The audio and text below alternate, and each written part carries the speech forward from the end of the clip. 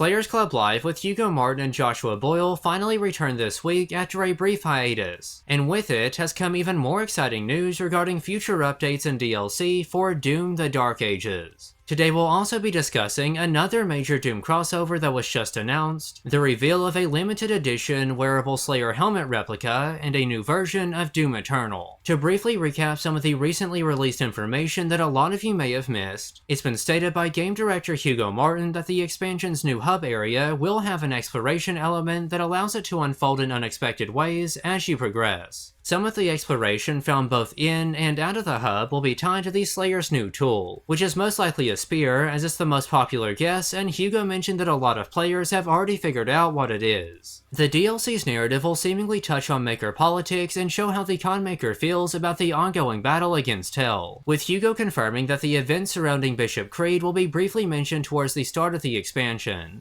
It was also clarified that despite the increased focus on player mobility and combat speed, the campaign's heavy and grounded gameplay style will remain a prominent element of the experience. Simply put, the game will not become Eternal 2.0 like some have been expecting. At the moment, it seems like the next major content update will launch alongside the DLC, and we now know that players can expect to see a brand new set of Repertorium maps and more cosmetic rewards, along with several previously confirmed quality of life improvements. During yesterday's episode of Slayers Club Live, Hugo Martin provided 2 DLC teasers and gave players an update on the state of development. We've known that they're in the final tuning and polishing stage for a while, but it was specified that the team is currently focusing on playtesting the level pathing to ensure that players are guided in the right direction without being handheld throughout the entire experience. There's set to be tons of backtracking and a very large amount of optional secrets, so it makes sense that they would need to put a greater focus on pushing us towards the primary objective. Our single gameplay teaser for the week was the word throw with no additional context. Unless Hugo is throwing a curveball, I think this is a pretty straightforward hint towards one of the spear's primary functions. Some have theorized that it could instead be referring to an axe throw similar to what the Marauder had in Doom Eternal's battle mode, which is also a realistic possibility. A DLC lore teaser was shared as the stream concluded, and it is pretty intriguing.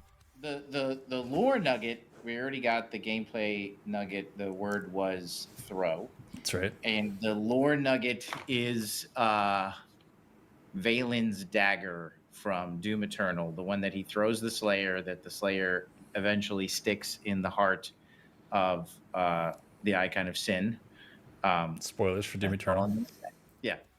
This reveal is made even more interesting by the fact that Hugo previously confirmed that Valen's son will not die in the expansion and we won't be seeing the betrayal, suggesting that we'll actually learn the origin of Valen's knife and how it relates to Merrick. Following their incredible collaboration last month, Doom: The Dark Ages is once again crossing over with the Diablo franchise, this time with his Slayer's Reign event in Diablo Immortal, which starts next week on April 16th and runs until Wednesday, May 13th. Enemies, weapons, abilities, and companions from the Doom franchise will be available through limited time events, while Phantom Market cosmetics allow you to don the Slayer's legendary Dark Ages attire. I'll be leaving a link to the announcement page in the description for anyone interested in learning more about the potential rewards, cosmetics, and battles featured in this wicked crossover. The standard and deluxe editions of Doom Eternal are now on the Good Old Games storefront alongside the Year 1 pass, all of which are currently on sale for upwards of 75% off until Friday, April 17th.